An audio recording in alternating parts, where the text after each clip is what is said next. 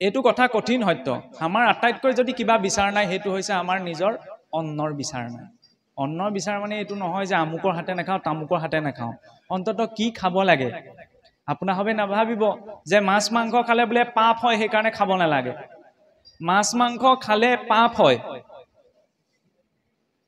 তাতকে বেলেগ দ্ৰব্যলে আমি যোৱাই নাই বা মাছ মাংস খালে পিছত আমাক জম ৰজাই বলে ৰিফাইন তেলত ফ্ৰাই কৰিব সেই কাৰণে সেইখিনি খাব নালাগে হেতু নহয় সেইখিনি মনুষ্যৰ বাবেই নহয় সেই কাৰণে তাক ত্যাগ কৰিব লাগে কিন্তু গোটেই খেলিমেলিখন আমাৰ কত লাগেগে ইয়াতেইটো কেনাটো লাগেগে আমি ভাবি থাকো যে এই মাংস যেনে তেনে এৰিলো এতিয়া মাছকণ নহলে জুলকণ নহলে নহয় প্ৰথমেতো আমি বৈষ্ণৱ মাৰ্গত মৎস্য এৰিব লাগে যে মৎস্যাদ সৰ্ব মাংসাদ তস্মাদ মৎস্যাদ বিবৰ্জিত মাছে সকলো জীৱৰ মাংস খায় আপোনাৰ হবে কি খায় কি নাখায় তাত আমাৰ কোৱাৰ তিল মান অধিকাৰ নাই কিন্তু এই মাৰ্গৰ সৈতে জড়িত হলে ভাওখন কিন্তু সুন্দৰকে জুৰিবই লাগিব আমি ভকতি শুদ্ধকে কৰা নাই কাৰণ আমিতো ভকত ন ঈশ্বৰটো ছজনহে ভকত নহয় জানো ভগৱন্ত কৃষ্ণৰ উদ্ধৱ বিদুৰ মৈত্য আৰু ৰামচন্দ্ৰৰ জাম্বৱন্ত বিভীষণ আৰু হনুমান ঐকান্তিক ভক্ত তেওঁলোকৰ সমান ভক্তি প্ৰাপ্ত কৰা আমি সম্ভৱেই নহয় কিন্তু আমি তেওঁলোকৰ জৰিয়তে ভাও জুৰিছো কিন্তু ভাও জুৰিলেও এনেকুৱাকে জুৰিব লাগে ভাওখন কেতিয়া চাই ভাল লাগে যেতিয়া আমি কওঁ কোনোবাই কৃষ্ণৰ চৰিত্ৰটো লৈছে হাইলাখ কৃষ্ণ যেন লাগিছে দেই কোনোবাই অসুৰৰ চৰিত্ৰটো লৈছে এইটোহে হাইলাখ অসুৰ যেন লাগিছে তেতিয়া আমি মনটোৱে সেই চৰিত্ৰটো ৰূপায়ণ কৰিবলৈ তৃপ্তি পাওঁ গতিকে ঈশ্বৰৰ আগত আমি ভকতিৰ নামত এখন ভাও জুৰিছো কিন্তু ভাও জুৰিও এনেকুৱাকে জুৰিব লাগে যাতে ঈশ্বৰৰ মনতো এইটো ভাৱনা আহে যে হয় দেই তেওঁ ভকতৰ ভাওখন ঠিকেই জুৰিছে তেতিয়া কিজানি তেওঁ অকণমান কৃপা কৰে ঈশ্বৰৰ কৃপা মানে এইটো নহয় যে ভাগৱতত পঢ়িলে মেলিলে বা ঈশ্বৰক ভক্তি কৰিলে ঈশ্বৰে মোক ধনে সম্পত্তিয়ে গোটেই পৰিপূৰ্ণ কৰি দিব নহয় যদি আগদিনা হৰাই দিয়াৰ পাছতে পিছদিনাই আপুনি ফল পাইছে জানক সেয়া ঈশ্বৰ কৃষ্ণৰ কৃপা কেতিয়াও নহয় শুনিবলৈ এইবিলাক অদ্ভুত কথা কাৰণ আমাৰ সৰহসংখ্যক মানুহে ভক্তিৰ সংজ্ঞাটো ভুলকে বুজি থাকে আমি ভাবি থাকো কি আমুকলে গৈছিলো হৰাই এখন দিলো তাত বহুত জাগ্ৰত স্থান দেই মই ফল পাই গলো পিছদিনাই সেয়া ভকতি নহয় সেয়া সিদ্ধিৰ মাৰ্গ হ'ব পাৰে তালে গৈ কোনোবা এটা স্থানলৈ গৈ যদি 10 জনৰ উপকাৰ হৈছে তেতিয়ালে সেই স্থানক আমি নিন্দা কৰাৰ প্ৰয়োজনীয়তা নাই কাৰণ কাৰোবাৰ কিবা এটা উপকাৰ হৈছে উপকাৰ হোৱাটো বহুত ডাঙৰ কথা কাৰণ সংসাৰখনত আমি যেতিয়া নিজক লৈ জীৱনটো যাপন কৰিছো তেনেকুৱা এটা পৰিস্থিতিত যদি কোনোবা এটা স্থানৰ পৰা কোনোবা এটা বিষয়ৰ পৰা কোনোবা এটা দ্ৰব্যৰ পৰা 10 জনৰ উপকাৰ হৈছে তেতিয়ালে সেই স্থান সেই বিষয় সেই দ্ৰব্য প্ৰশংসনীয় কিন্তু ভাগৱতৰ মাৰ্গত সেইটো প্ৰশংসনীয় নহয় কিয় কাৰণ ভাগৱতৰ মাৰ্গত যদি মই ভাবি লওঁ যে মোৰ মান সন্মান বাঢ়িছে বা মই ভাগৱতৰ কথা ক'ব পাৰিছো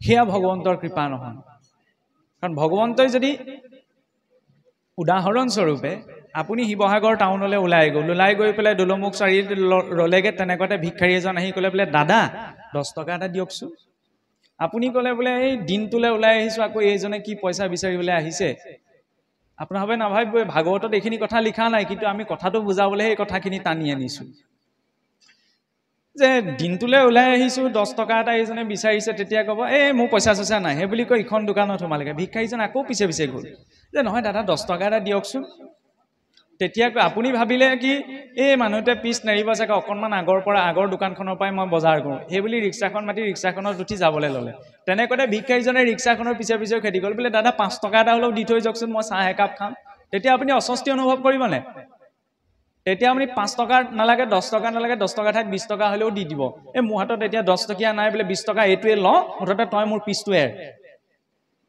এৰ ভগৱন্তক বিচাৰিলে যদি পিছদিনাই দিছে জানক ভগৱন্তই আপোনাক মোৰ পৰা আঁতৰিব বিচাৰিছে বিচাৰিব নালাগে ভগৱন্তৰ পৰা কেলে বিচাৰিব নালাগে যিজনা ঈশ্বৰৰ ওচৰত আপুনি মই পাৰ কৰি অহা অনন্ত কোটি জনমৰ হিচাপ আছে ধেমালি কথা নে আপুনি মই ইয়াৰ পিছত কি কৰিম কি নকৰিম সকলো হিচাপ যিজনৰ ছফ্টৱেৰত জমা আছে সেইজনক আকৌ মই সৰু সুৰা বস্তু বিচাৰি পেলাই আমনি কৰিব নালাগে আৰু বিচাৰিব এই কাৰণেই নালাগে আপুনি কোনোবা মঠ মন্দিৰ কাৰণ তীৰ্থস্থানবিলাকতো আটাইতকৈ ডাঙৰ ভিক্ষাৰীসকল বহি থাকে নহয় জানো আপুনি ওলাই আহি পেলাই দেখিলে এজন মানুহ গোটেই খাবলৈ ববলৈ পোৱা নাই বোলে শুকাই কিনাই বহি আছে পটককে চকু গ'ল আপুনি ভাবিলে ইছৰাম মানুহজনে চাগে বহুত দিন 3-4 দিন একো খোৱা নাই দেই এই মানুহজনক পাৰিলে আজি ভাত খাজকে খুৱাই থৈ যাওঁচোন সেই বুলি আপুনি ভাবিলে নহয়নে ভিক্ষাৰীজন বহি আছে যে কোনোবা এজন আহিলে কিবা এটা খুজিম আপুনি মনত ভাবি গৈছিল কি বুলি ভিক্ষাৰীজনে অৱস্থাই কৈছে যে বহুত দিন খাবলৈ পোৱা নাই ভাত এসাঁজ খুৱাই থৈ যাম ভিক্ষাৰীজনৰ ওচৰত পোৱা লগে তেওঁ কৈলে বোলে দাদা বা বাইদেউ চাহ একাপ হ'লেও মোক খুৱাই থৈ যাওকচোন তেতিয়া আপুনি কি খুৱাব বাৰু চাহ খুৱাবনে ভাত খুৱাব তেওঁ বিচাৰিলে কি চাহ একাপ কিন্তু আপুনি দিম বুলি ভাবি আছিলে কি ভাত খাজ তেতিয়া আপুনি ভাত খাজ নোখোৱাই চাহ একাপে দিব সেইনে ভগৱন্তৰ পৰা বিচাৰিব নালাগে কিজানি তাতকৈ ডাঙৰ কিবাই দিম বুলি ভাবি থৈছে আমি সৰুটো বিচাৰি তেওঁৰ পৰা সৰুটোহে লৈছোঁ জোৰ কৰি এই কাৰণে ভগৱানৰ পৰা বিচাৰিব নালাগে বেনৰ পিতৃ অংগ মহাৰাজ অংগৰ সন্তানৰ যুগ নাছিল ঋষিসকলে কৈছিল যে মহাৰাজ আপুনি সন্তানৰ কাৰণে চিন্তা বাদ দিয়ক কাৰণ আপোনাৰ সন্তানৰ যুগ নাই কিন্তু তথাপি মহাৰাজ অংগ ইমান পুত্ৰ স্নেহত বদ্ধ হৈছিল যে নহয় মোক পুত্ৰ সন্তান যেনে তেনে লাগে তেতিয়া ঋষিসকলে ক'লে এটা উপায় আছে আপুনি বাঁহ জেনুই যজ্ঞ কৰক তেতিয়া সেই যজ্ঞৰ ফলত আপোনাৰ ঈশ্বৰে কৃপা কৰিলে সন্তান হ'ব পাৰে সন্তান জন্ম হ'ল তাৰ স্বৰূপত বেন হ'ল বেনৰ চৰিত্ৰটো আমি সকলোৱে জানো দুৰ্দান্ত এটা যদিও ৰজাৰ সৎকুলত জন্ম হৈছিল দুৰ্দান্ত এটা অসুৰ স্বভাৱৰ ভগৱন্তক বৰকে জোৰকে বিচাৰি থাকিলে ভগৱন্তই দিব কিন্তু সময়ত হিতে বিপৰীতো হ'ব পাৰে সেইকাৰণে জোৰকে বিচাৰিব নালাগে ভক্ত আৰু অভক্তৰ এতিয়া দ্বাদশতটো যিসকল লক্ষণ লিখিছে কলিযুগত ভকত চিনি পোৱাটো বহুত ডাঙৰ কথা আৰু আপুনি কলিযুগত কোনে কিমান ভকতি কৰিছে সেইটো বিচাৰ কৰিবলৈ যোৱাটো অশুদ্ধ কাৰণ মোতকৈ বেছি জ্ঞানী পথত বহি থকা ভিক্ষাৰীজনো হ'ব পাৰে মই ইয়াত কথা কৈ আছোঁ হয় মোৰ মনত যদি কপটতা আছে আপোনালোকেতো নাই দেখা মোৰ ভিতৰতে বহি আছে সেইকাৰণে কলিযুগত ভকত আৰু অভকত এই দুজনৰ বা দুটি ব্যক্তিত্বটো চিনি পোৱাটো টান প্ৰকৃত ভক্ত কোনজন যিজনে যদি ইচ্ছা কৰি কিবা এটা পাইছে আপুনি কিবা এটা ভাবিছে ভবাটোকে ঈশ্বৰে আপোনাক প্ৰদান কৰিছে তেতিয়াহ'লে সেইটো ঈশ্বৰৰ কৃপা আপুনি যেতিয়া পাইছে ভাবি থকা বস্তু সেইখিনি সময়ত প্ৰথম ধন্যবাদ কালে যাব ঈশ্বৰলৈ যাব আমাৰ মনুষ্যৰ ওলোটা কেঁচুৱা এটি জন্ম হয় তেতিয়া কোনেও হৰিধ্বনি নিদিয়ে মৰা হয় এটা নিয়ক তেতিয়া হৰিধ্বনি দিয়ে যেতিয়া শ্বাস লগত থাকে সেইখিনি সময়ত নামটো কানে কানে কোনেও নকয় যেতিয়া শ্বাস নাথাকে শৰীৰত তেতিয়া আমি হৰিধ্বনি দিওঁ মৃতকৰ শয্যাৰ ওচৰত হৰিধ্বনি দিয়াটো ভুল ব্যৱস্থা নহয় কিন্তু তাৰ লগতে সন্তানটি জন্ম হওঁতেও সেই সন্তানটিৰ কাণত প্ৰথম ভগৱন্তৰ নামটো উচ্চাৰণ কৰাটো প্ৰয়োজন যিটো ব্যৱস্থা আমাৰ নাই আগতে আছিল কিন্তু এইবিলাক কথা আমি ধোঁৱা চাঙত তুলি দিলোঁ শ্বাস আৰু নাম নামৰ পৰা শ্বাসলৈ শ্বাসৰ পৰা নামলৈ এই মাজৰ সময়কণে এই জীৱন যাত্ৰাটো হৈছে আধ্যাত্মিক জীৱন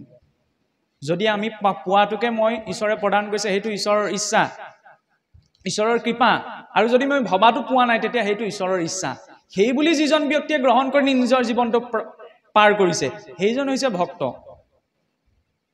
কিন্তু নিজৰ নোপোৱাৰ বাবে আনক যিজনে দায়ী কৰিছে নহয় তোৰ কাৰণেই মই নাপালোঁ বা আমুকৰ কাৰণেই মই নাপালোঁ আমুকে যদি আমুক নকৰিলেহেঁতেন তেতিয়াহ'লে মোৰ লগত এইটো নঘটিলেহেঁতেন তেওঁ কাক আনক দুখ দিছে কিন্তু আমি জীৱনত যিমানেই ভালটো পাওঁ যিমানেই বেয়াটো নাপাওঁ কিয় সকলোৰে কাৰণ হৈছে আমাৰ নিজৰ কৰ্ম সিয়া লাগিলে যিমান ভাল ৰূপত নাহক যিমান বেয়া ৰূপত নাহক কাৰণ কৰ্মৰ বন্ধনৰ পৰা স্বয়ং দৈৱকী মাতৃও বাচিব পৰা নাই তাকেইতো দেখুৱাইছে 14 বছৰৰ পাছত যেতিয়া ভগৱন্তই মুক্ত কৰিবলৈ গৈ তেতিয়া দৈৱকী মাতৃয়ে সুধিলে যে তুমি ইমান সময় লগালা যে আজি 14 বছৰ ইমান বছৰ আগতো তুমি আহিব পাৰিলাহেঁতেন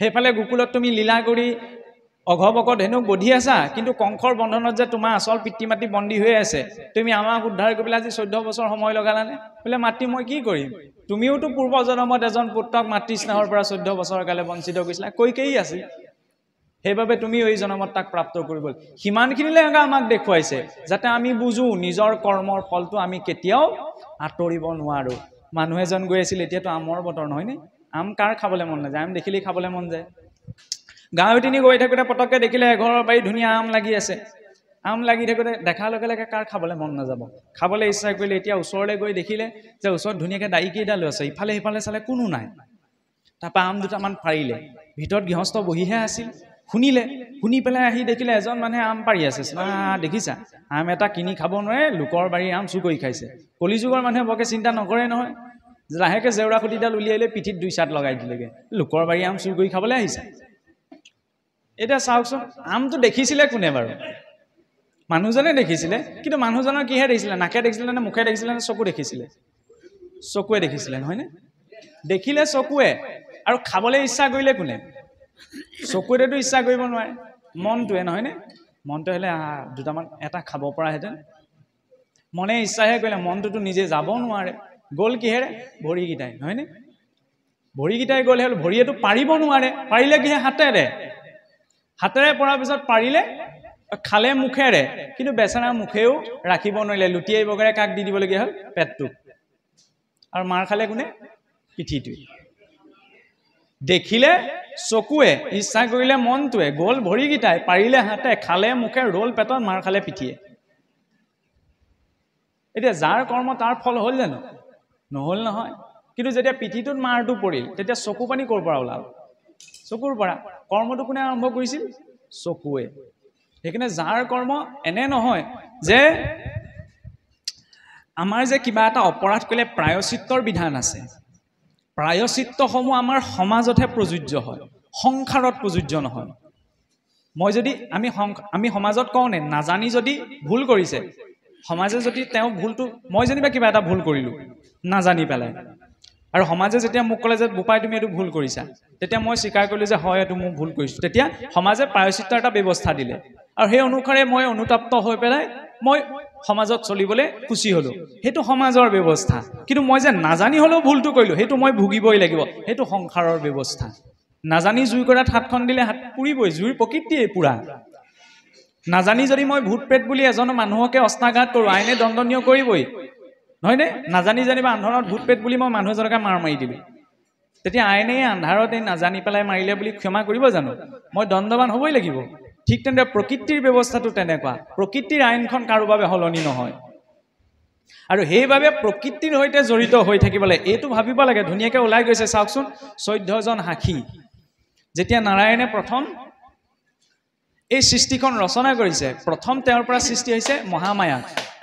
মহামায়াক চাওকচোন, আমি যিটো সংস্কৃতি ডাঙৰ দীঘল হৈছোঁ সেইকাৰণে এইটো পিতৃপ্ৰধান সংস্কৃতি নহয়। চৰকাৰী ফৰ্মখনতহে ফাদাৰ নেমটো প্ৰথমতে আহে। এই সংস্কৃতিটো মাতৃপ্ৰধান সংস্কৃতি, কাৰণ মাতৃগৰাকী হৈছে নিৰ্মাতা। মাতৃগৰাকীয়ে যদি বিচাৰে ব্ৰাহ্মণৰ কুলতো অসুৰ জন্মাব পাৰে, আৰু মাতৃয়ে যদি বিচাৰে অসুৰৰ কুলতো ভক্তৰ জন্ম দিব পাৰে। ব্ৰাহ্মণৰ কুলত কেনেকৈ অসুৰ জন্ম হৈছিল কোন জানেনে? ব্ৰহ্মাৰ 9জন প্ৰজাপতিৰ ভিতৰত এজন প্ৰধান আছিল ঋষি পুলস্ত। পুলস্তৰ পুত্ৰ আছিল ঋষি বিশ্ববা। বিশ্ববাৰ পুত্ৰ কোন? ৰাৱণ। মহেঋষি পুলস্তৰ নাতি, এলা পেচা নহয়। 9জন প্ৰজাপতি, য'ৰ পৰা সমস্ত প্ৰজাগণ উৎপত্তি হৈছে, শ্ৰেষ্ঠ ব্ৰাহ্মণ।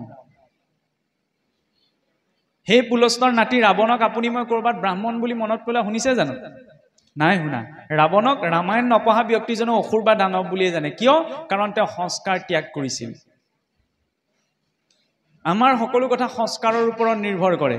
এই যে অলপ আগত ধুনীয়াকৈ ওলাই গৈছে যে ব্ৰাহ্মণ, ক্ষত্ৰিয়, বৈশ্য, শূদ্ৰ 4 বৰ্ণ, সমাজত বহুখিনিত খেলি মেলি হয় যে শাস্ত্ৰই এইবিলাক জাতিভেদৰ কথা কৈছে। জাতিৰ ভেদ বা জাতিৰ বিভাগ আৰু বৰ্ণ ব্যৱস্থা দুটা বেলেগ বস্তু।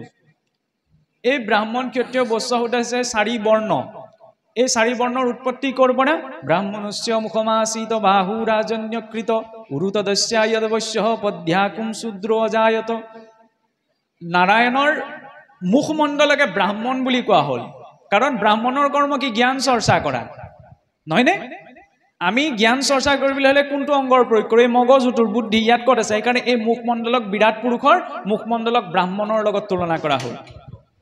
বাহু ৰাজন্যাকৃত, বাহু ৰাজন্য অৰ্থাৎ ক্ষত্ৰিয়ৰ লগত তুলনা কৰা হ'ল, কাৰণ কিবা এটা ৰক্ষণ কৰিবলৈ হ'লে আমি নিজ বাহুৰ নিজৰ হস্তৰ প্ৰয়োগ কৰোঁ, নহয়নে?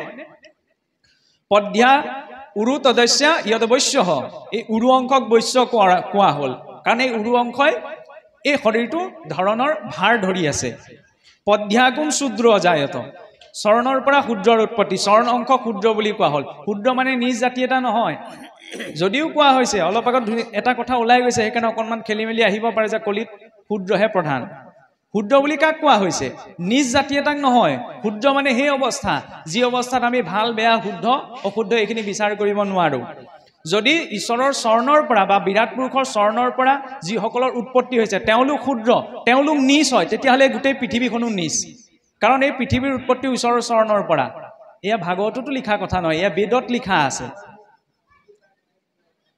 যে ভূমিৰ পাদ অজায়ত, এই ভূমিখন ক'ৰ পৰা উৎপত্তি হৈছে? ঈশ্বৰৰ চৰণৰ পৰা।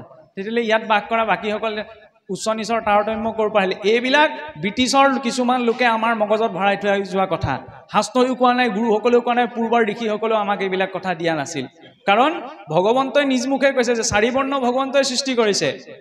চতুৰ্বৰ্ণক ময়া সৃষ্ট, মই সৃষ্টি কৰিছোঁ। গুণ কৰ্ম বিভাগ আছ, গুণ আৰু কৰ্মৰ ওপৰত নিৰ্ভৰ কৰি।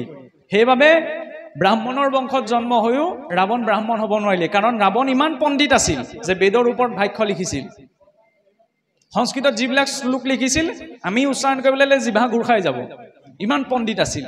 কিন্তু ইমান পণ্ডিত হৈও তেওঁ চৰিত্ৰ অৱনমিত হৈছিল, কাৰণ তেওঁ নিজৰ সংস্কাৰক ত্যাগ কৰিছিল। সেইবাবে কোৱা হৈছে জন্মনাথ জায়তে শূদ্ৰ, জন্মতে সকলো শূদ্ৰ। কাৰণ আমি জন্ম হৈ একো শিকি নাহোঁ, সংস্কাৰাত দ্বিজ উচ্চতে, সংস্কাৰী হ'লে তেওঁ দ্বিজ হয়। মনুষ্যৰ দুটি জন্ম আছে, প্ৰথম মাতৃগৰ্ভৰ পৰা, দ্বিতীয়তে যেতিয়া সেই মনুষ্য গুৰুমুখী হয়। সেইকাৰণে আমাৰ আধ্যাত্মিক প্ৰক্ৰিয়াটোত প্ৰথম প্ৰয়োজনীয় বস্তু হৈছে গুৰুমুখী হোৱা ব্যৱস্থা। এইটো নহয়, কিছুসকলে ভাবে গুৰুমুখীনো হ'বলৈ কেলে লাগিছে, মনত ভক্তি থাকিলেই হ'ল। সেই ভক্তিক পৰিপুষ্ট কৰাৰ বাবে দেখা ঈশ্বৰজনৰ আশ্ৰয়ৰ প্ৰয়োজন, কাৰণ আমাৰ বুদ্ধি ইমান স্বতঃস্ফূৰ্ত নহয় যে প্ৰত্যক্ষ ৰূপত আমি ঈশ্বৰক প্ৰাপ্ত কৰিম। সেইকাৰণে দেখা ঈশ্বৰস্বৰূপ গুৰুজনৰ আশ্ৰয়ৰ জৰিয়তেহে আগবঢ়াটো প্ৰয়োজনীয়। ল'ৰা ছোৱালী যিমানেই চোকা নহওক, যেতিয়ালৈকে অথৰাইজ স্কুল কলেজ এখনৰ চাৰ্টিফিকেট এখন নাপায়, তেতিয়া সেই শিক্ষা সকলোৱে গ্ৰহণ কৰিব জানো? কোনেওতো গ্ৰহণ নকৰে।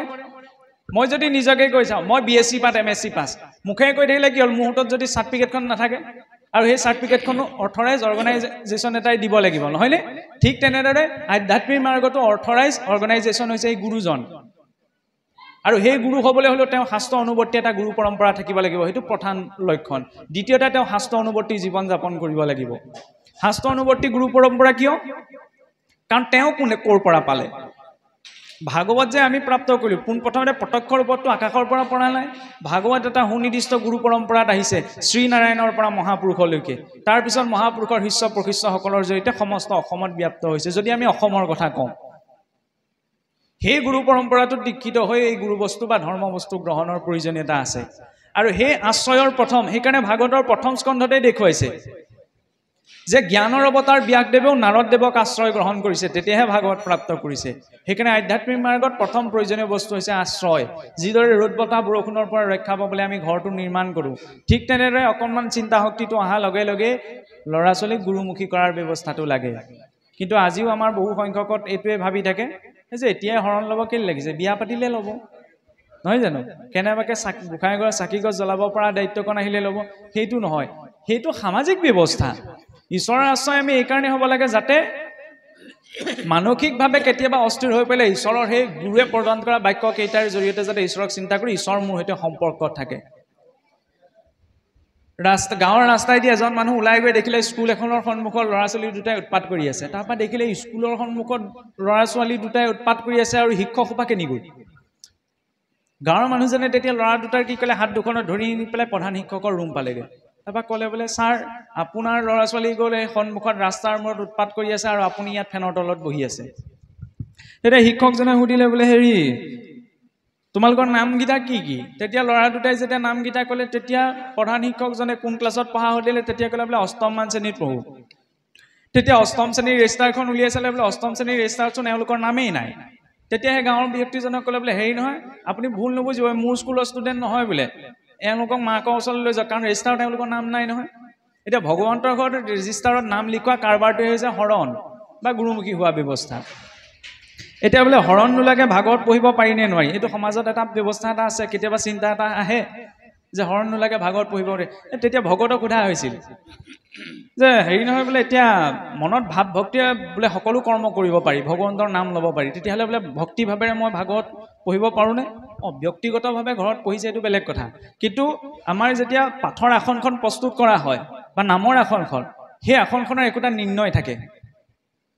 সেই আসনখনৰ নিৰ্ণয়টো জনা অধিকৃত ব্যক্তিজনে সেই আসনখনত বহাৰ প্ৰয়োজন। তেতিয়া ভকতে ক'লে বোলে, প্ৰধান শিক্ষকে নাম নথকাৰ কাৰণে যেতিয়া ল'ৰা ছোৱালীৰ দায়িত্ব নল'লে, তেতিয়া ভকতেনো আকৌ বেলেগ এজনৰ দায়িত্ব কেনেকৈ ল'ব পাৰিব, যাক ভগৱন্তৰ ৰেজিষ্টাৰত নামেই লিখোৱা নাই। সেইবাবে এটা নিৰ্দিষ্ট পদ্ধতিৰে আগবঢ়াটো প্ৰয়োজন। কাৰণ গাখীৰত যেতিয়ালৈকে মথন কৰি এটা সুনিৰ্দিষ্ট পদ্ধতিৰে বিচৰা নাযায়, তেতিয়ালৈকে গাখীৰত কোনেও ঘিউ দেখুৱাই দিব নোৱাৰে। কিন্তু গাখীৰতে ঘিউ থাকে। গোৱাইজনীৰ পৰা খীৰাই না গাখীৰকণক যদি কোনোবাই কয় ইয়াত ঘিউ ক'ত আছে চাওঁ বোলে, দেখা পাবনে? কাৰণ বহুতে কয় ভগৱান ভগৱান ইমান কৈ আছে, ক'ত আছে ভগৱান চাওঁ। ভগৱানক দেখিবলৈ যিটো পদ্ধতিৰ অৱলম্বন কৰিব লাগে সেই পদ্ধতিটো বৰ্তাই ৰখাৰ সামৰ্থ্যকণ মোৰ আছে নে নাই সেইটো মই বিচাৰ কৰি চাব লাগিব কাৰণ যেতিয়ালৈকে সঠিক পদ্ধতিৰে চোৱা নাযায় তেতিয়ালৈকে আমি গাখীৰতো ঘিউ বিচাৰি নাপাওঁ তেতিয়া অনুপৰমাণুৰ পৰা বিৰাটলৈকে ব্যাপ্ত হৈ থকা ঈশ্বৰক কেনেকৈ বিচাৰি পাম সেইকাৰণে শুদ্ধ পদ্ধতিটো লাগে শুদ্ধ পদ্ধতিটো কি আধ্যাত্মিক প্ৰক্ৰিয়া বোলে ইমান ঈশ্বৰৰ নাম লৈ থকা আছে মৰাৰ পাছত যদি গম পাওঁ বোলে ঈশ্বৰ কৃষ্ণ নাই তেতিয়াহ'লে কেনেকুৱা হ'ব আমি এতিয়া ইমান ধুনীয়াকৈ চাওকচোন ৰাইজে ইমান কষ্টে মষ্টে অনুষ্ঠানটো পাতিছে ভাগৱত বহুত দিনৰ পৰা পঢ়ি আজি এতিয়া সামৰণি অনুষ্ঠান পালেহি মৰাৰ পাছত যদি আপুনি মই গম পাওঁ বোলে কৃষ্ণ বোলে একোৱেই নাই তেতিয়াহ'লে কি হ'ব বাৰু তেতিয়াহ'লে আমি লাভত আছোঁ বহুত লাভত আছোঁ ভক্তসকল বহুত টঙৰ খুচুৰা পইচা আশা নকৰে গোটেই বেংকটোৱেই লাগে এইটো লোভ নহয় এইটো বৃহৎ আশা কেনেদৰে কাৰণ আনে কি বুলি কয় প্ৰভু মোক ধন দিয়া জগ দিয়া মান দিয়া তপ দিয়া ল'ৰা ছোৱালী নাই ল'ৰা ছোৱালী দিয়া আমুক দিয়া তামুক দিয়া ভকতে কি কয় প্ৰভু মোক এইবোৰ একো নালাগে তোমাকহে লাগে যেতিয়া সমস্ত ঐশ্বৰ্য সমগ্ৰস্ব বীৰস্ব যস্য সেৱা জ্ঞান বৈৰাগ্য যা শৈব সন্নম ভগ ইতিংগন ঐশ্বৰ্য প্ৰেম কৰোণা জ্ঞান বৈৰাগ্য যিজনত পূৰ্ণৰূপত বিদ্যমান হৈ আছে সেইজন যেতিয়া মোৰ লগত থাকিব তেতিয়া এইখিনিৰ কাৰণে কেলৈ চেষ্টা কৰিব লাগিছে MLA যদি মোৰ সৈতে চিনাকি ডিচিজন যদি আপোনাৰ চিনাকি ভাল সম্পৰ্কটো ভাল চলা ফিৰা কৰিবলৈ বকে টেনশ্যন ল'ব নালাগে এতিয়া এইজন হৈছে সমস্ত জগতৰ অখিল ব্ৰহ্মাণ্ড নায়ক তেওঁৰ সৈতে যদি সম্পৰ্কটো ভাল হয় বকে কষ্ট কৰিব নালাগে সেইকাৰণে ভকতসকল টেঙৰ আৰু মৰাৰ পাছত যদি আমি কেনেবাকৈ গমো পাওঁ যে ভগৱান নাই তেতিয়াও আমি কেনেকৈ লাভত আছোঁ এই বছৰেকত বোলে 12টা মাহৰ প্ৰতিটো মাহত এটা দিন হ'লেও ভগৱন্তৰ কৃষ্ণৰ গুণনামৰ নামতে এই নাম এই পাঠ এই আলোচনা এই ভগৱন্তৰ নাম কাৰণ আমাৰ জন্মৰ আগমুহূৰ্তৰ পৰা অন্ত্যেষ্টিলৈকে যত যিমান ব্যৱস্থা সকলোতো নাম এষাৰৰ আয়োজন কৰা হয় বা নাম গোৱা হয় ভগৱন্তৰ নাম লৈ সেই আনন্দকে পাই থাকিলোঁ মৰাৰ পাছত তেওঁ নাথাকিলেও কি হ'ল জীৱনটো আনন্দতে পাৰ হ'ল কিন্তু যিজনে এতিয়াও এইটো চিন্তা কৰিব পৰা নাই যে ঈশ্বৰ বোলা কিবা এটা আছে মৰাৰ পাছত যদি গম পাবলৈ হয় যে ঈশ্বৰ বোলা কিবা এটা আছে এনেই মই নাইকৈ ভাবি থাকিলোঁ সেইজনৰ গতিটো তেতিয়াহ'লে কি হ'ব কাৰণ এইখন সংসাৰ আপোনাৰ মোৰ বুদ্ধিতটো চলি থকা নাই আপুনি মই ধন টকা পইচা ধাৰত নচলিব পাৰোঁ কিন্তু সংসাৰত আটাইতকৈ ধাৰুৱা হৈছে আমি আপুনি মই কিদৰে এই শৰীৰটো ধাৰৰ মাটিৰ পৰা ধাৰলৈ লোৱা চাওকচোন বসুমতীৰ পৰা উৎপন্ন হৈছে অন্ন সেই অন্নক পুৰুষ আৰু স্ত্ৰী ৰূপত যেতিয়া দুটা শৰীৰে ভক্ষণ কৰিছে অন্নৰ পৰা প্ৰথম কি সৃষ্টি হৈছে ৰসৰ পৰা ৰক্ত ৰক্তৰ পৰা মাংস মাংসৰ পৰা মেদৰ পৰা অস্থিৰ পৰা মজ্জাৰ পাছত বীৰ্য সেই বীৰ্যৰ পৰা এই জীৱ শৰীৰটো তাৰ পৰা এইটো মাতৃগৰ্ভত বৃদ্ধি হৈ পেলাই সংসাৰলৈ আহিছে ডাঙৰ দীঘল হৈছে ক্ৰমাৎ মৰিবলৈ আগবাঢ়ি গৈ আছে শেষত যেতিয়া অন্তিম সময় আহিছে শৰীৰ এৰিছে শৰীৰ এৰাৰ লগে লগে অন্ত্যেষ্টিক্ৰিয়া হৈছে অন্ত্যেষ্টিক্ৰিয়া কৰোঁতে আকৌ ক'ত মিলি গ'ল মাটিত মিলি গ'ল অন্ন ৰূপত উৎপন্ন হৈ শৰীৰ ধাৰণ কৰি মাটিতে মিলি গ'ল লগত পৰমাণু এটাও লৈ যাব নোৱাৰোঁ ধাৰত চলিছোঁ নে নাই চলা আৰু আপুনি মই ইমান ভাগ্যৱান কাৰণ আপুনি মই কষ্ট নকৰাকৈ বহুত দামী দামী বস্তু লগত লৈ আছোঁ যিবিলাক বস্তু আমি লাখ টকা দিলেও কিনি আনিব নোৱাৰোঁ বোলে কি শৰীৰটোত লাগি থকা অংগসমূহ কিডনীটো লিভাৰটো হাওঁফাওঁটো এইবিলাক কম দামী দামী যন্ত্ৰ পাতি নে ফ্ৰীতে পোৱা নাইনে কৰোণাৰ প্ৰসংগ ওলাই গৈছিল কৰোণা কালত গম পোৱা গৈছিল অক্সিজেনৰ মূল্য কি হয় দিল্লীত 8,000-9,000 টকাত এটা চিলিণ্ডাৰ কিনিব লগা হৈছিল আপুনি মই এভেইলেবল পাই আছোঁ কম ডাঙৰ কথা নে ঈশ্বৰৰ ওচৰত আমি তেতিয়াহ'লে কৃতজ্ঞ হয়নে নহয় প্ৰতিটো ছেকেণ্ড 2 ছেকেণ্ডত এজন মানুহ মৰিছে কিন্তু সেইখন লিষ্টত আপুনি মই পৰা নাই ঈশ্বৰৰ ওচৰত আপুনি মই কৃতজ্ঞ হয়নে নহয় সেইকাৰণে ভাগৱতে কৈছে সময় থাকোঁতেই চিন্তা কৰা এইটো সুযোগ অন্য শৰীৰত ঈশ্বৰক পোৱাটো বহুত দুৰ্লভ গজেন্দ্ৰইচোন গজ শৰীৰটো পাইছিল গজেন্দ্ৰৰ পূৰ্বজন্মৰ পুণ্য আছিল অভিশাপক্ৰমেহে তেওঁ গজ শৰীৰ পাইছিল সেইকাৰণে তেওঁ সেই শৰীৰটো ঈশ্বৰক চিন্তি যেনে তেনে গতি পাইছিল কিন্তু আমাৰ ইমান পুণ্য নাই সেইকাৰণে বেয়া মাতটো কাকো শিকাব নালাগে কিন্তু ৰাম নাম ল'বলৈ শিকাব লাগে সেইটোতো আটাইতকৈ চাবচোন নহয় জানো কেঁচুৱা এটা যেতিয়া নতুনকৈ মাত ফুটিবলৈ আৰম্ভ কৰে গাঁৱৰে কোনোবা এজনে গৈ বেয়া মাত এটাহে শিকায়গৈ আৰু তেওঁ বেয়া উদ্দেশ্যত নিশিকায় কাৰণ সৰু ল'ৰা ছোৱালীৰ মুখত আপোনাৰ অকণমান তেনেকুৱা এটা শব্দ শুনিবলৈ ভাল লাগে সেইকাৰণেহে শিকায় কিন্তু আমি কাৰ উদ্দেশ্যে শিকাইছোঁ পিছত যদি সেই সন্তানটোৱে ডাঙৰ হৈ পেলাই বেয়া মাত এটা মাতিবলৈ আমি কওঁনে বোপাই বেয়া মাত নামাতিবা আমি মাত নুফুটোতেই কি শিকাইছিলোঁ চাওকচোন এফালে মাতৃগৰাকীৰ ইমান শক্তি থাকে যে দ্বিতীয়ে যেতিয়া বিচাৰিছিল তেওঁতো ব্ৰাহ্মণৰ 2টা আছিল প্ৰজাপতি দক্ষৰ 2টা দ্বিতী নহয়নে আৰু তেওঁ হিৰণ্যাক্ষ আৰু হিৰণ্যকশিপুৰ পিতৃ কোন আছিল আপোনাৰ ঋষি কাশ্যপ তেওঁলোকে অভিশাপ পাইছিল অসুৰ কুল প্ৰাপ্ত কৰিবলৈ, সেইটো বেলেগ কথা। কিন্তু তাৰ লগতে অসুৰ কুল প্ৰাপ্ত কৰিবলৈ অভিশাপে পাইছিল, অসুৰৰ বংশত জন্ম হোৱাও দেখুৱাব পাৰিলেহেঁতেন। এতিয়া ব্ৰাহ্মণৰ বীৰ্যত সৃষ্টি হোৱা কেলে দেখুৱাইছে? ঋষি কাশ্যপ তপনিষ্ঠ এজন সিদ্ধ পুৰুষ, তেওঁৰ শুদ্ধ সাত্বিক বীৰ্যতো দুটা অসুৰ সৃষ্টি হৈছে। কিয়? কাৰণ অযুগ্ম বেলা, সন্ধ্যা বেলা, যিখিনি সময় ঈশ্বৰ চিন্তাৰ সময়, সম্যক সাধ্যায়তে ইতি সন্ধ্যা, সম্যক ধাৰণাৰ সময়কণি হৈছে সন্ধ্যা। চাবচোন, ডাউকেও বোলে ডাকো ডাকো বুলি চিঞৰে, মাধৱ পুৰুষে লিখি থৈ গৈছে। মাধৱ পুৰুষৰ ক্ষেত্ৰতো আটাইতকৈ ডাঙৰ কথা, গোটেই সংসাৰখনত নাজানো বুলি কোৱা মানুহ এজনে আছে, সেইজন হৈছে মাধৱ পুৰুষ। আমি অকণমান হ'লেও জানো, সেইকাৰণে কৈ আছো। কিন্তু মাধৱ পুৰুষে কি তেওঁ একোৱেই নাজানে? নাজানো আবাহনে নাজানো বিসৰ্জন, পূজা মণ্ডপ কিঞ্চিতো তেওঁ নাজানে। সেয়া হৈছে অহংকাৰ শূন্য স্থিতি। ভক্তি মাৰ্গতো সেই স্থিতিটো আমি প্ৰাপ্ত কৰিব লাগিব। কিন্তু সেই স্থিতিটো প্ৰাপ্ত কৰিবলৈ কাৰণ আমাৰ একোতো নাই, যিটো শৰীৰ লৈ আছো সেইটোৱে ধাৰত চলি থাকে, তেতিয়া নিজৰ বুলি বাকী থাকিল কি? তাৰ অৰ্থ এইটো কোৱা নাই যে সংসাৰৰ ভোগসমূহ আমি ত্যাগ কৰি ঈশ্বৰক চিন্তা কৰিব লাগিব। কেঁচুৱা এটাই যেতিয়া কান্দি থাকোঁতে কি কৰে? মাকে যেতিয়া কামত ব্যস্ত হৈ থাকে তেতিয়া ভাবে সন্তানটোৱে কান্দি আছে, তেতিয়া খেলা ধূলা বস্তু দুটামান দি গুচি যায়, যাতে খেলা ধূলা বস্তু কেইটা পাই সি অকণমান তাতে ব্যস্ত থাকিব পাৰে, মাকেও নিজৰ ঘৰৰ কামকেইটা কৰি ল'ব পাৰে। যদি খেলা ধূলা বস্তু কেইটা পাই সন্তানটোৱে কান্দিবলৈ বন্ধ কৰিছে, তেতিয়া মাক আকৌ সহজে নাহে ওচৰলৈ, নহয়নে? মাতৃসকলেতো ল'ৰা ছোৱালী ডাঙৰ দীঘল কৰোঁতে পাইছে। খেলা ধূলা বস্তু কেইটা দিয়াৰ পাছতো যদি সন্তানটোৱে আকৌ মা মা বুলি কান্দে, তেতিয়া মাকে 10টা কাম বাদ দি হ'লেও মোৰ সোণটোৱে কান্দিছে বুলি কোচত তুলি লয়হি। আমাৰো ভাৱনা ঈশ্বৰৰ প্ৰতি তেনেকুৱা হ'ব লাগে। ভোগ কৰিবলৈ যিখিনি বস্তু দিছে এইখিনিৰ কাৰণে সাংঘাতিক চেষ্টা কৰিব নালাগে। কুকুৰ মেকুৰীয়ে যিখিনি কৰি আছে আমিও ভোগৰ নামত সেই একেখিনিয়ে কৰি আছোঁ। খালি সিহঁতি অকণমান সকলোকে দেখাই পেলাই য'তে ত'তে কয়, আমি যেনিবা অকণমান ষ্টেণ্ডাৰ্ড ফৰ্মত কৰোঁ। পাৰ্থক্য সিমানখিনি, নহয় জানো? তেতিয়াহ'লে মনুষ্য হিচাপত চাবলৈ গ'লে অন্য জীৱ আৰু আমাৰ মাজত একো পাৰ্থক্য নাই। কিন্তু এই ভোগৰ মাজত থাকিও খেলা ধূলা বস্তুখিনি পায়ো যিজনে ঈশ্বৰক চিন্তা কৰিব, সেইজন হৈছে প্ৰকৃত ভক্ত। তেওঁ গতি পাব। তেওঁ লং পেণ্ট পিন্ধা, হাফ পেণ্ট পিন্ধা, যি পিন্ধা নহওক কিয়, ভক্ত হ'বলৈ হ'লে সেই শুদ্ধ ভাৱনাটো লাগে। আৰু যিজনে এই ভোগসমূহকে একদম বুকুচাত বান্ধি ধৰিছে, নহয় যিমান যি হ'লেও মোক এইখিনি লাগিবই, সেইজনে গতি নাপায়। আতি বিষয়ত আশকতিকো হৈল যাৰ, কৃষ্ণক পাইবাৰ আশা নিবৰ তিল তাল। কৃষ্ণক পোৱা মানে বাঁহী বজাই থকা সুন্দৰ পুৰুষ এজনক পোৱা নহয়। কৃষ্ণ মানে কি? পূৰ্ণ আনন্দ। সৰ্বকৰস্বতী ইতি কৃষ্ণ, যি সকলোকে আকৰ্ষণ কৰিব পাৰে, সেই পূৰ্ণ আনন্দক পোৱা। আমি কাৰ অৰ্থে কৰ্ম কৰিছোঁ, সেই পূৰ্ণ আনন্দ আমাক লাগে। যেতিয়ালৈকে সেই পূৰ্ণ আনন্দক আমি পাব নোৱাৰোঁ, তেতিয়ালৈকে সংসাৰখনত সুখ বিচাৰি ঘূৰি ফুৰিম। জন্মৰ আগমুহূৰ্তৰ পৰা অন্তিম সময়লৈকে যি যি কৰ্ম কৰিছোঁ সেই আনন্দক পাবৰ বাবে। কিন্তু কেতিয়াও আমি ক'ব নোৱাৰোঁ যে মই আনন্দ পাই গ'লোঁ আৰু ইয়াতকৈ আৰু মোক নালাগে, কাৰণ এই সংসাৰখন হৈছে অপূৰ্ণ। ইয়াত আমি পূৰ্ণ সুখ পাব নোৱাৰোঁ, কিন্তু ঈশ্বৰৰ কৃষ্ণৰ চৰণতহে একমাত্ৰ সেই পূৰ্ণ সুখৰ আশ্ৰয় আছে। তাকেইতো আত্যন্তিক লয় বুলি কোৱা হৈছে। প্ৰাকৃত নিত্য প্ৰলয়, নৈমিত্তিক প্ৰলয় আৰু প্ৰাকৃত প্ৰলয়, এই তিনিটা প্ৰলয় জগতত সৃষ্টি হয়, কিন্তু আত্যন্তিক প্ৰলয় নিজত সৃষ্টি হয়। আত্যন্তিক প্ৰলয় যেতিয়া জীৱই নিজৰ স্বৰূপ নিজেই গ্ৰহণ কৰি সেই পূৰ্ণ আনন্দ অভিমুখী জীৱন যাপন কৰে, তেতিয়া উপাধিযুক্ত এই শৰীৰটোৰ উপাধিযুক্ত এই অৱয়ৱৰ সংজ্ঞা সেইখিনিতে নষ্ট হয়। আৰু তেতিয়া এটাই পৰিচয় বৰ্তি থাকে, সেইটো হৈছে মই চিৰন্তন জীৱাত্মা। জ্ঞান মাৰ্গত কি বুলি অনুভৱ কৰিব লাগে? মই আত্মা। কিন্তু ভক্তি মাৰ্গত কেৱল আত্মা বুলি চিন্তন কৰাৰ কথাই কোৱা নহয়। কি বুলি কৈছে? মই কিহৰ আত্মা? ঈশ্বৰৰ দাসৰূপী আত্মা, মানে ভকত মানে ঈশ্বৰৰ চৰণৰ সেৱক। চাবলৈ গ'লে চাকৰ আৰু চাকৰি বৰ বিশেষ পাৰ্থক্য নাই, হস্যইকাৰ ডালেহে অকণমান সন্মানটো বৰ্তাই ৰাখে, নহয়নে? আৰু চাকৰ শব্দটো বেয়া শব্দ নহয়। চাকৰ মানে কি? কাৰোবাৰ সেৱামূলক কৰ্মত প্ৰবৃত্ত হৈ থকা। সেইকাৰণে মহাপুৰুষেতো নিজক চাকৰ বুলি কৈছে। কম ডাঙৰ কথা, কৃষ্ণৰ কিংকৰ। কিংকৰটো যেনিবা অকণমান সুন্দৰ, শুনিবলৈ শুৱলা লগা শব্দ। এতিয়া চাকৰ শব্দটো, আমি প্ৰকৃততে চাকৰ।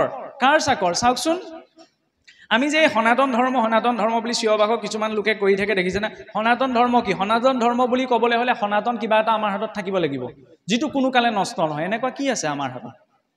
সকলো জীৱৰ, যি হিন্দুৱেও পালন কৰে, যি খ্ৰীষ্টানেও পালন কৰে, যি নগায়ো পালন কৰে, কোচ, কলিতা, আহোম, বামুণ চবে পালন কৰে। সেইটো হৈছে একমাত্ৰ সেৱা ধৰ্ম। কাৰণ গৃহী লোকজন গৃহখনৰ সেৱা কৰ্মত ব্ৰতী হৈ আছে। নামঘৰীয়াজন নামঘৰৰ সেৱা কৰ্মত ব্ৰতী হৈছে। চৰকাৰী কৰ্মচাৰীজন চৰকাৰৰ জৰিয়তে সেই সেৱাৰ কৰ্মত ব্ৰতী হৈ আছে। আমি সকলো জীৱই এই সংসাৰখনত কিবা এটা নহয় কিবা এটা সেৱামূলক কৰ্মত ব্ৰতী হৈ আছোঁ। কিন্তু সংসাৰৰ উদ্দেশ্যে যদি কৰ্ম আচৰণ কৰা হৈছে কেৱল মাত্ৰ তেতিয়াহ'লে সেই সংসাৰ বোলে বন্ধন যত কৰ্ম হবে বন্ধ সাংখ্যবাদী কহে আমি সংসাৰৰ উদ্দেশ্যে সেইকাৰণে ভাগৱতৰ আৰম্ভণিটো কোৱা হৈছে যে ভগৱন্তক অৰ্পণ কৰি আমি কৰ্ম কৰিব লাগে ঠিকই কিন্তু ভাগৱতৰ আৰম্ভণিতেই সৌনকাদি ঋষিসকলে এটা কথা স্বীকাৰ কৰিছে যে কৃষ্ণত অৰ্পি আমি কৰো কৰ্ম যত হয় যে ঈশ্বৰত অৰ্পণ কৰি সকলো কৰ্ম কৰিব লাগে কিন্তু তাতো নানা বিঘ্নি আছে জানিলো মনত ঈশ্বৰত অৰ্পণ কৰি কৰ্ম কৰিব লাগিব কিন্তু তাতো নানা প্ৰকাৰৰ বিঘ্নি আছে কাৰণ সংসাৰৰ ব্যৱস্থাটোই হৈছে সেইটো গতিকে আমি ধৰ্মৰ নামত বোলে ঢেৰ পুণ্য অৰ্জন হৈছে মৰাৰ পাছত পুণ্যৰ চেকখন আমি পাম চেকখন পাই কলৈ যাম স্বৰ্গলৈ যাম নহয়নে স্বৰ্গত ঢেৰ যিমান প্ৰকাৰৰ পুণ্য আছে সেইখিনি ভোগ কৰি আকৌ কলৈ আহিব লাগিব স্বৰ্গ বাদ দিয়কচোন কেনেবাকৈ ব্ৰহ্মলোকো যদি প্ৰাপ্ত কৰিব পাৰোঁ ব্ৰহ্মলোকতো ব্ৰহ্মাৰ পূৰ্ণ আয়ু শেষ হোৱাৰ পাছত এই মৰ্তলে শুই পৰিব লাগিব আকৌ এই 84 লক্ষ যোনিত ভ্ৰমণ কৰি ঘূৰি ফুৰিব সেইকাৰণে উত্তম ব্যৱস্থাটো ভাগৱতে কি দিলে ঈশ্বৰ কৃষ্ণৰ চৰণত আশ্ৰয় তেওঁ যদি ভাল দেখিবলৈ হয় তেতিয়া তেওঁ ভাল পোৱাজনক আমি যিজনক আটাইতকৈ বেছি ভাল পাওঁ তেওঁক নিজৰ লগতে ৰাখিবলৈ বিচাৰোঁ নহয় জানো যেতিয়া ঈশ্বৰৰ আমি প্ৰিয় পাত্ৰ হ'ব পাৰিম তেতিয়া ঈশ্বৰে আমাক নিজৰ বুলি গ্ৰহণ কৰিব তেতিয়া আকৌ এইখনলৈ আহিব নালাগে সেইজন হৈছে অতি বুদ্ধিয়কজনৰ লেখ তেওঁ সংসাৰতে থাকিব ভগৱন্তৰ হাতত সেইকাৰণে গোলাপ ফুল নলয় পদুমৰ ফুল লয় পদ্ম পুষ্প নহয়নে পদ্মৰ বীজ ৰোপণ হয় বোকাত বিকশিত হয় জলৰ ঊৰ্ধত সেই জল আৰু বোকাই স্পৰ্শ কৰিব নোৱাৰে ভক্তজনৰ ভাৱনা কেনেকুৱা হ'ব লাগে আমি মায়াৰ সংসাৰতে থাকিব লাগিব সাধনখিনি লাগিব যাতে এই আসক্তিখিনি আমাক স্পৰ্শ কৰিব নোৱাৰে এনে নহয় তাৰ কাৰণে ঢেৰ যোগ আচৰণ কৰিব লাগিব মাত্ৰ এইটো কিবা এটা কৰ্ম কৰিছোঁ সেই কৰ্মটো মই ঈশ্বৰক অৰ্পণ কৰিব পাৰোঁ নে নোৱাৰোঁ কিবা এটা খাইছোঁ এইটো ঈশ্বৰক অৰ্পণ কৰিব মই পাৰোঁ নে নোৱাৰোঁ কাৰণ ভক্ত হ'বলৈ হ'লে তেওঁ যি কৰ্ম কৰিব যি আচৰণ কৰিব সকলো ঈশ্বৰত অৰ্পণ কৰি তাক আৰু এক মুহূৰ্তত এইটো বিচাৰ কৰিব লাগিব যে মই এই কৰ্মটো ঈশ্বৰত অৰ্পণ কৰিব পাৰোঁ নে নোৱাৰোঁ কৰ্মই ধৰ্ম বুলি কৈ থকা কথাষাৰ অশুদ্ধ গীতাত কিন্তু এই কথাষাৰ কোৱা নাই বহুলোকে কয় শুনা পায় নে যে কৰ্মই ধৰ্ম বুলি গীতাত লিখা আছে গীতাত লিখা হোৱা নাই কাৰোবাক ঘোচা মৰা এটাও কৰ্ম সেইটো কি ধৰ্ম হ'ব নি নহয় কৰ্মৰ ব্যৱস্থা আছে তাক বিচাৰ বিশ্লেষণ কৰি ল'বলৈ এই শাস্ত্ৰসমূহৰ প্ৰয়োজন আৰু যাই কি নহওক পৰৱৰ্তী সময়ত আকৌ অকণমান আমি এই সম্পৰ্কত আগবাঢ়ি যাম এতিয়া অকণমান পাঠো আগবাঢ়ক আমাৰ শ্ৰদ্ধাৰ শইকীয়া প্ৰভুজনাও উপস্থিত হৈছে গতিকে তেখেতেও পৰৱৰ্তী পৰ্যায়ত এই সম্পৰ্কত আগবঢ়াব সাধ্য অনুসাৰে আমি আগবঢ়োৱা হৈছে পাছত যিমানকণ পাৰোঁ লৈ যাবলৈ চেষ্টা কৰিম কৃষ্ণ